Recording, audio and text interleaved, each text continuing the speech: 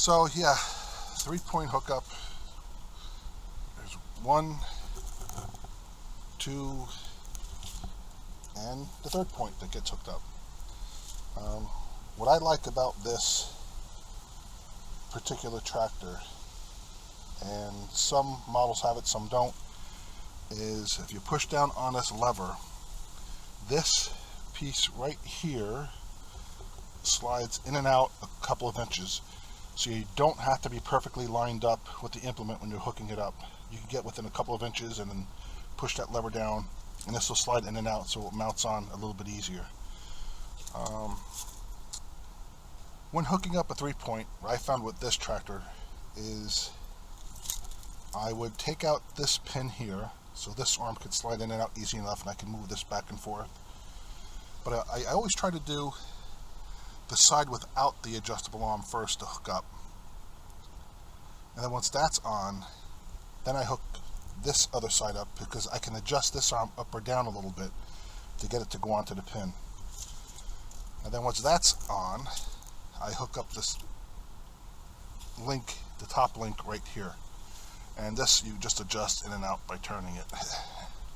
And it'll screw in and out to the correct length that you need. What else to mention on this?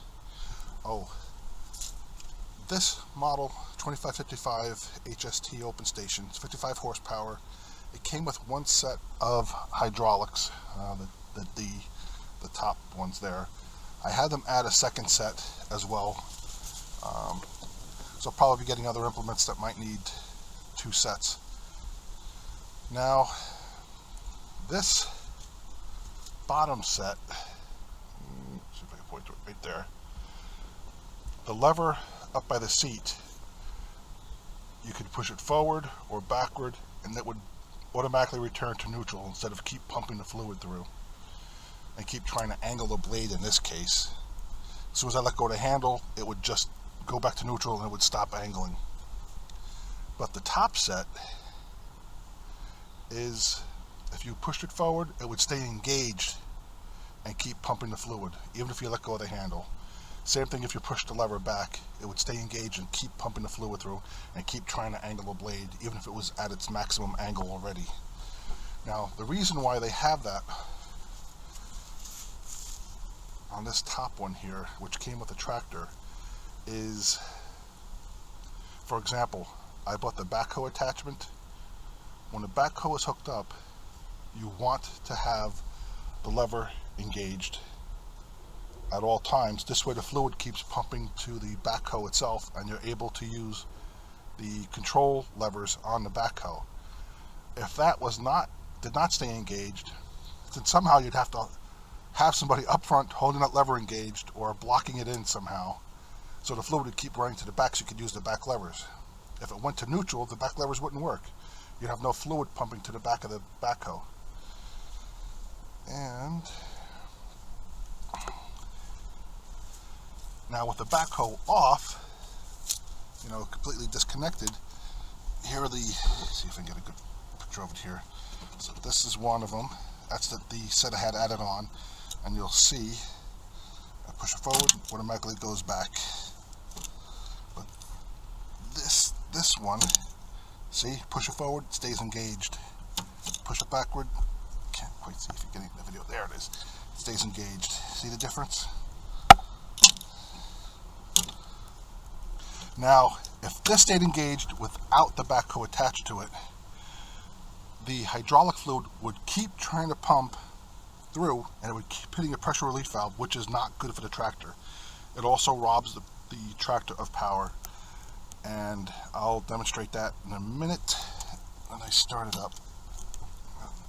Oh, while I'm over here, this lever controls the 3-point arm in the back here to raise and lower the implement, and I'll show you that here.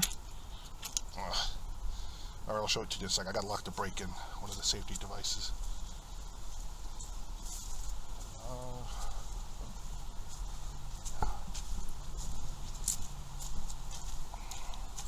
Oh, one other thing to note, this does come with a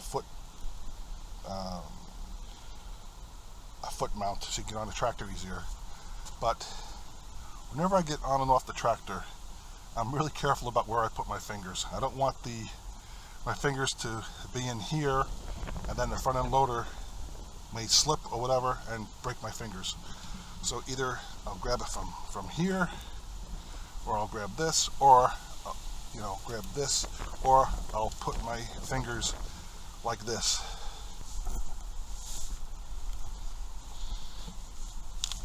All right. Oh, that's why it didn't start, because I still had the PTO engaged.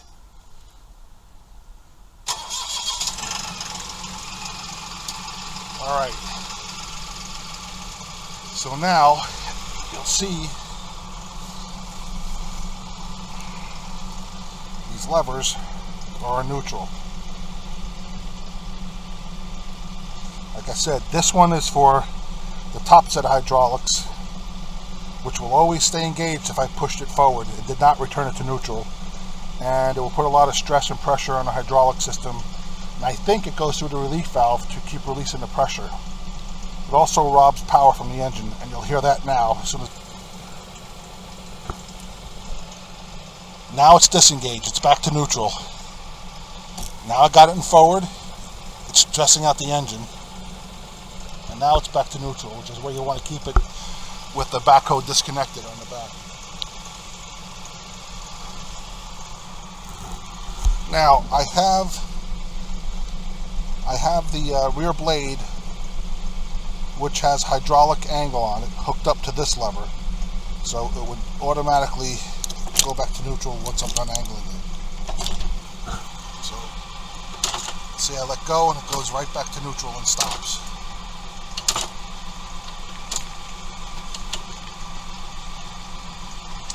Now this lever here, alright, battery died on me. So anyway, this lever here raises and lowers the 3-point implement on the back. So, if you look here, drops it down, raises it up to whatever height you pull up the lever to.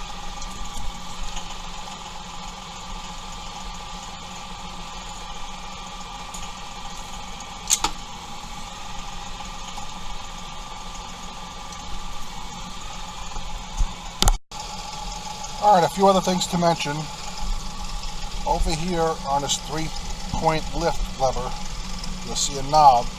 That you loosen, you adjust it closer or down further. This way, if you raise or lower the implement, it'll always go down to the same level that you adjusted it for. So if you have to raise it and lower it back down again, it'll always lower it to the same height. The roll bar. So the roof on my barn is fairly low. I think it's 8 feet, a little bit less than 8 feet. So I have to take the pin out on each side. And it's not hard to do. And then you just lower the roll bar down. What I don't like is you take the pin out at the base to lower the roll bar. And, the roll bar, it's not light. And that's why I have this yellow rope attached to it to help me lower it down or raise it up. Most roll bars on tractors, they split in the middle. You could take the pins out in the middle and they would fold just the top half down, which I think is a much better design. The other thing I wish this Mahindra had was a four-wheel drive light indicator, four-wheel drive indicator light on the dash, because you take this on a public road, and if you leave the four-wheel drive lever engaged, you could potentially damage the four-wheel drive system, because it's supposed to slip, I think, a little bit under slippery conditions. But on a dry pavement, there's no way for it to slip a little bit, so I think it may end up breaking the four-wheel drive system if you go for long distances with it engaged. So I wish there was a little indicator light up here. This would remind me to take it out of four-wheel drive when I take it out on a public road.